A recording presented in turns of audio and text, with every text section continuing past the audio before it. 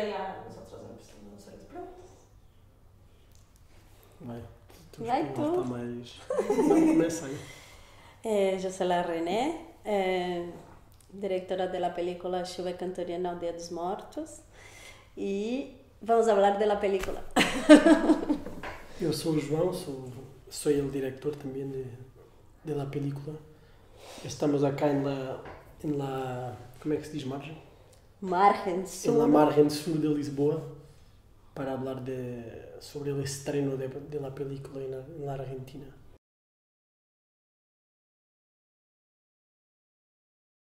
Personalmente para mí es muy lindo estrenar en Argentina porque viví ahí en Buenos Aires por 5 años. Fue donde estudié cine y donde tengo muchos de mis grandes amigos de la vida. Entonces, volver es como un poco volver a casa también, volver a Argentina. Cada vez que voy me siento muy, muy en casa. Y yo creo también que hay una importancia simbólica muy grande porque Argentina también es un país que había muchos pueblos indígenas, ¿no? Y así como Brasil y toda Latinoamérica, cada vez que mostramos la película, yo creo que la película encuentra ecos también en el sentido de que esa gente sigue estando y luchando, y aunque en Argentina ya no hayan tantos pueblos originarios, yo creo que la lucha sigue habiendo ahí en el sur, y yo creo que hay una importancia muy grande de que se vea la existencia de esta gente y la forma como resisten, ¿no? Sí, bueno, nosotros nos conocimos en Buenos Aires en el año de 2006, así que de alguna manera mi historia con el cine y mi historia personal también con René pasa por Buenos Aires. O sea, fue un año muy importante estudiando en la FUC, descubriendo el cine también. Creo que muchas de estas vivencias en este tiempo en Buenos Aires contaminan el cine que estamos haciendo ahora. Quizás los dos dimos una vuelta muy grande, muy larga para llegar a una manera de filmar tan familiar, ¿no? Y tan doméstica como la que logramos hacer en Chuva.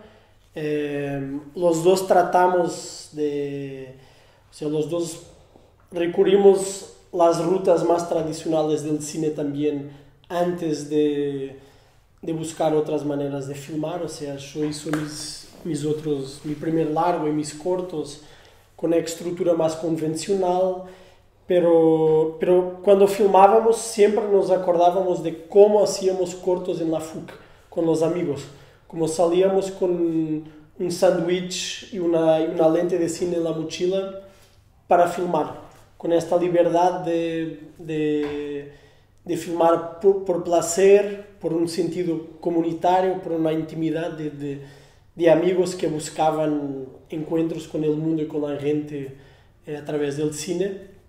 Entonces es muy importante y muy, muy emotivo también volver a Buenos Aires ahora, y a Córdoba, y a Rosario, y a Mendoza con la película. Al mismo tiempo la película se estrenó en Mar del Plata, y pasamos el último año viajando con la película un poco por todo el mundo, y una de las funciones más lindas pasó exactamente en Mar del Plata. A las 9 de la mañana nos han dicho que era una función de prensa y esperábamos como 3 periodistas, y cuando llegamos al cine hay una cola de 200 o 300 personas a las 8:30 de la mañana esperando para ver la película. Y claro, al mismo tiempo, sabiendo lo que está pasando en Brasil, pero también en Argentina, donde hay un retroceso social, civilizacional tan intenso, es muy importante mostrar esta película justamente porque ahí están los pueblos originarios están los que son los verdaderos dueños de las Américas, ¿no?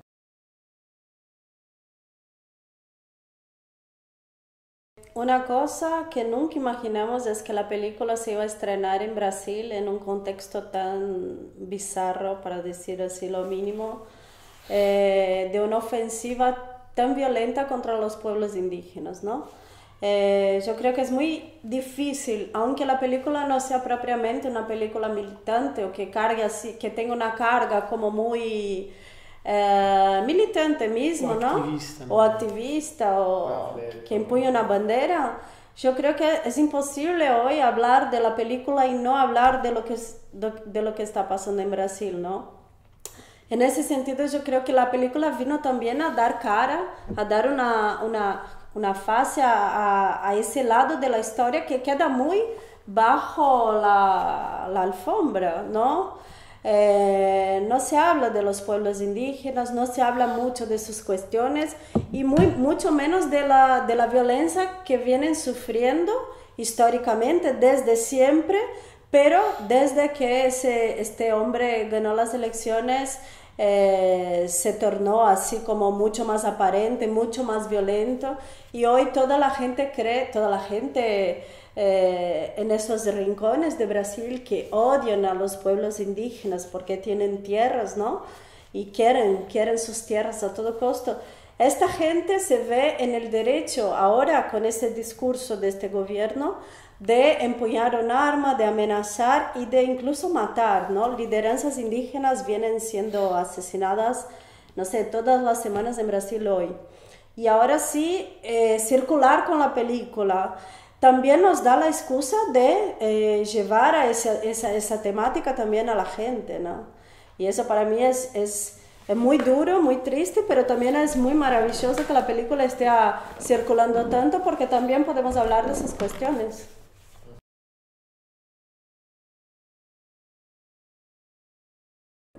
Me gusta pensar que nosotros en la comunidad no empezamos por la película y no terminamos con la película, o sea, es una relación de amistad como cualquier otra. Tenés momentos que estás más próxima, tenés momentos que te afastas un poco, pero siempre volver ahí, estar ahí es un lugar que yo me siento muy confortable y que yo siento que ellos también están muy cómodos con nuestra presencia, ¿no? Yo creo que de otra forma no era posible filmar Chuva como filmamos y creo que lo lindo de esta relación también es que cuando estamos ahí en Pera Branca, que es la aldea donde filmamos, nadie nos mira como los directores de cine que están ahí. O sea, creo que ellos ni siquiera conocen esta palabra o la utilizan en su cotidiano. O sea, la película, pensando en la dinámica de la aldea con sus 500 personas, o sea, la aldea tiene mucha vida. O sea, uno cree que no pasa nada, que la gente se conecta con los espíritus. O sea, la aldea es casi una micro urbe, o sea, hay un flujo continuo de viajes para las rosas, ¿cómo es que se dice? Para las plantaciones, sí, que son en los afueras. Familiares para la ciudad. Hay el calendario de festividades y de ceremonias que es muy intenso en los Craos, o sea, todo el tiempo se está terminando o preparando una fiesta. Hay la escuela, hay los partidos de fútbol, o sea, hay dinámicas muy intensas. Así que la película, de la manera que la hicimos, o sea, sin gente de afuera, aparte de nosotros, era un detalle en el cotidiano. Igual podíamos pasar una semana o 10 días sin siquiera sacar la cámara de la caja. Y salíamos a filmar un plano, dos, volvíamos, o sea, era un detalle. Incluso los Caraó decían que era el juego. Hoy vamos a jugar o no, o sea, era como a brincadeira, no sé cómo traducir sí, el juego. En castellano, el juego. Entonces, esta relación, el cine no es el puente entre nosotros y nuestros amigos y familiares Caraó, porque hoy tenemos también una familia ahí, o sea, somos una familia de extranjeros, como nos designan, pero hay relaciones también de parentesco que los Krao tienen justamente para saber dónde ponerte, en qué casa, en qué familia, qué relaciones tienes con cada persona. Y seguimos ahí, seguimos.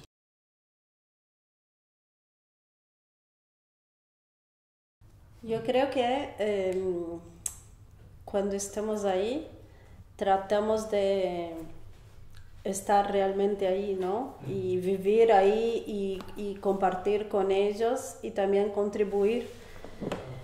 Que nuestra presencia también pueda traer algún tipo de contributo para lo que se pasa ahí, porque pasan muchas cosas, ¿no? Como dijo John.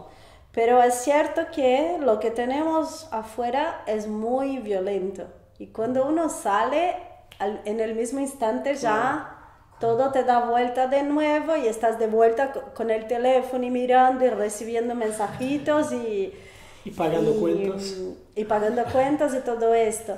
Pero yo creo que son dos registros que conviven en uno. Pero claro que se contaminan también, ¿no? Pero eso está lindo, está bueno que por un lado estamos ahí y hay veces que la otra realidad trata de meterse, pero como hay todo un contexto que te hace tirar eso afuera, por ahí logras un poquito más, no sé, meterse en ese tiempo. Y yo creo que la película carga un poco también de esta otra lógica, de este otro tiempo,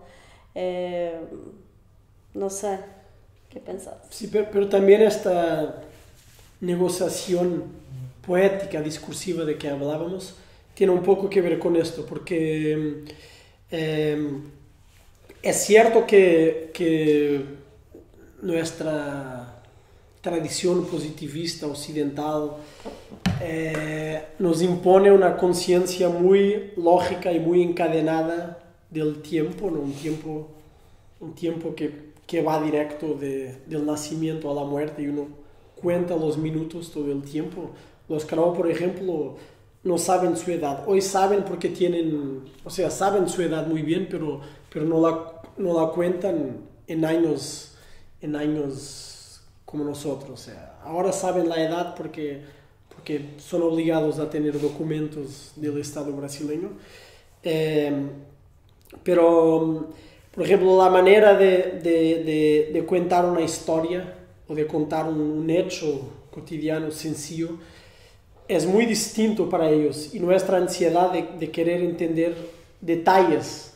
Por ejemplo, cuando te cuentan un viaje, un tipo que se fue a la Amazonía, que es un lugar totalmente distinto del Cerrado, donde filmamos. O sea, un Krao que viaje a la Amazonía va a tener un espanto impactante porque es un bioma totalmente distinto. Y nos contaba su viaje de una semana subiendo el Río Negro de barco y cómo se quedó en silencio, con miedo y impactado por las árboles que son tan distintas de esta suerte de sabana brasileña que es el Cerrado donde filmamos. Y nosotros queríamos detalles y esta gradación de emociones que tenemos. O sea, nosotros tenemos la tristeza, la melancolía, la depresión, la nostalgia, un montón de palabras que te dan un espectro casi cromático de emociones y sensaciones que puedes localizar, y ellos hablan de una manera que te parece muy abierta, muy poco conclusiva, pero sus interlocutores Krao no están haciendo preguntas todo el tiempo como nosotros, porque hay un pasaje de sentidos que pasa por otro lugar, no sé por dónde, pero...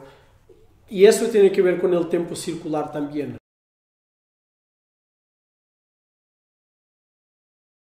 Hay todo un trabajo con el fuera de campo en la ciudad que parece ser una decisión estética o una decisión de mise-en-scène, pero al final es también, creo, inconscientemente un deseo nuestro de seguir filmando a Yankee.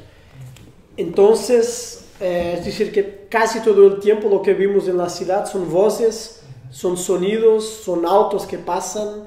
Era mucho la idea también de filmar la presencia institucional del Estado brasileño, que no tiene su rostro humano, pero siempre está presente. Es como Dios en la concepción occidental, que es invisible pero presente todo el tiempo, ¿no? Las instituciones y el Estado. Y que igual es algo muy distinto, muy antagónico de lo que se pasa en una sociedad sin Estado o una sociedad contra el Estado como son los Krao, donde hay un rechazo permanente a cualquier indicio de la presencia del Estado o del poder.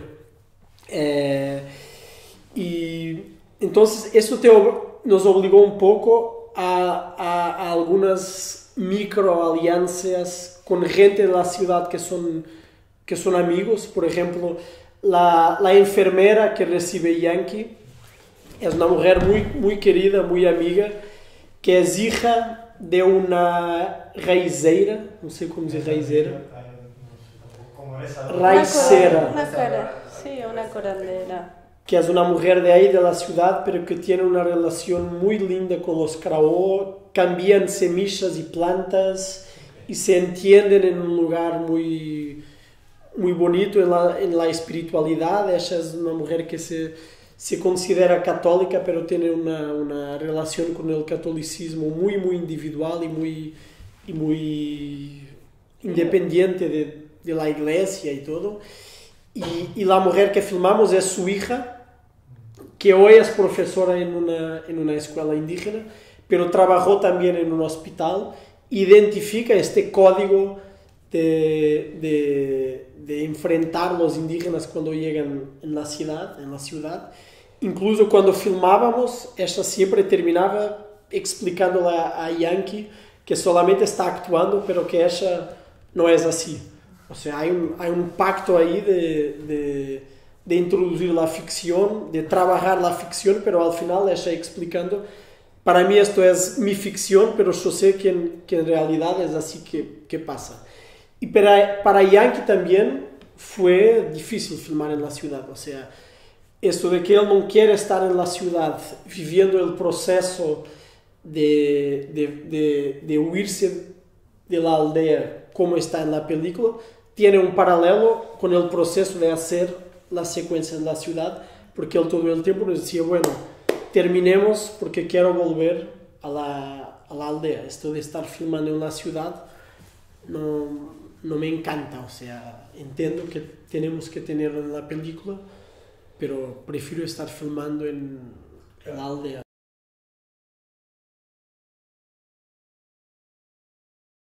Entonces él pensó un poco y unos días después me dijo, mira, yo quiero que mi papá y mi mamá vengan a ver la película primero y que ellos me digan si vamos o no a mostrar la película. Yo dije, claro que sí. Entonces vinieron el papá y la mamá de Iñaki a nuestra casa en Itacayá a mirar la película.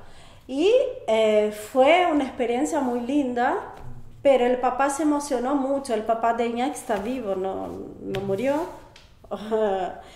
Y al final el papá estaba llorando y me dijo, y nosotros le preguntamos qué les parecía, si les había gustado, y dijo el papá que él había gustado mucho, que estaba muy contento, que la película era muy bonita, pero que le dolía mucho ver a su hijo en esta situación y no poder hacer nada para ayudarlo y no poder acompañarlo. Y en esta percepción del papá de Iñaki me puse a preguntar cómo es ese juego para él en su más profundo, ¿entendés? Porque yo no creo que simplemente no le guste estar en la ciudad porque tiene vergüenza o no sé, todavía estoy tratando de decodificar, pero yo creo que pasa algo que es un poquito más profundo ahí, que nosotros todavía no tenemos capacidad de comprender profundamente, yo creo.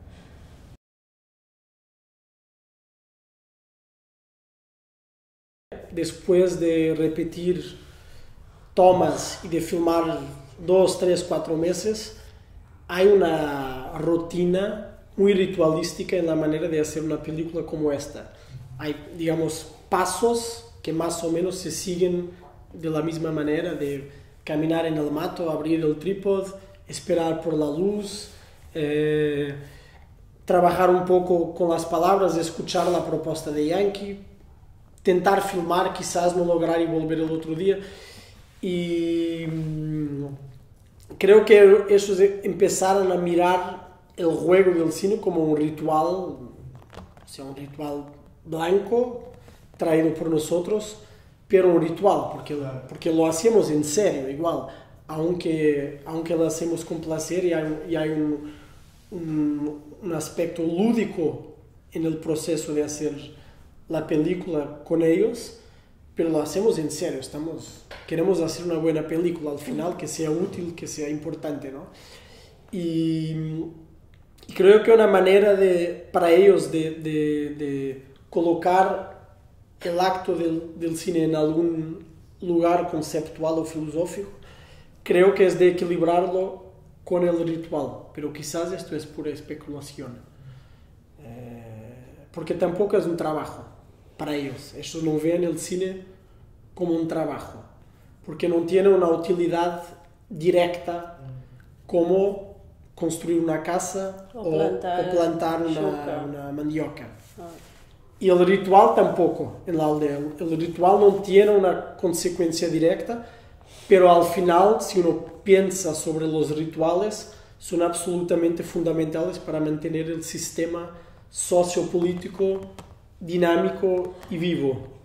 Pero tiene consecuencias directas también. Sí, pero muchas consecuencias son... no son muy prácticas, claro, pero son directas. Sí, pero no son prácticas.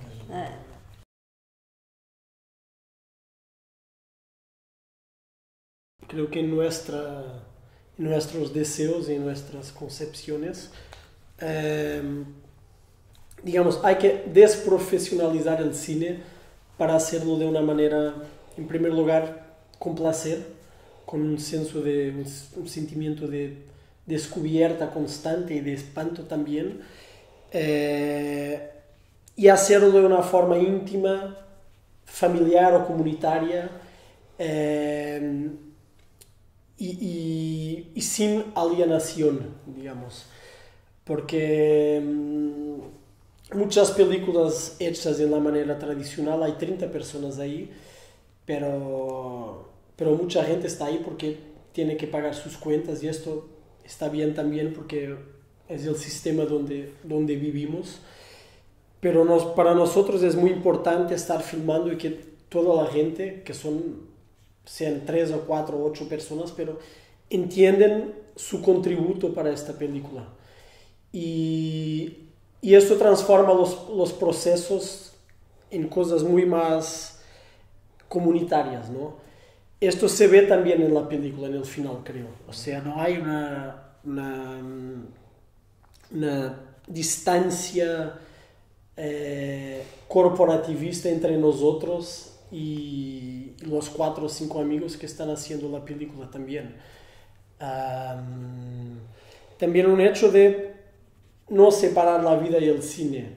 Lo más posible, vivir el cine y no solamente parar todo para hacer una película. Esto me parecía muy absurdo en las experiencias previas, de que parejas que se separan,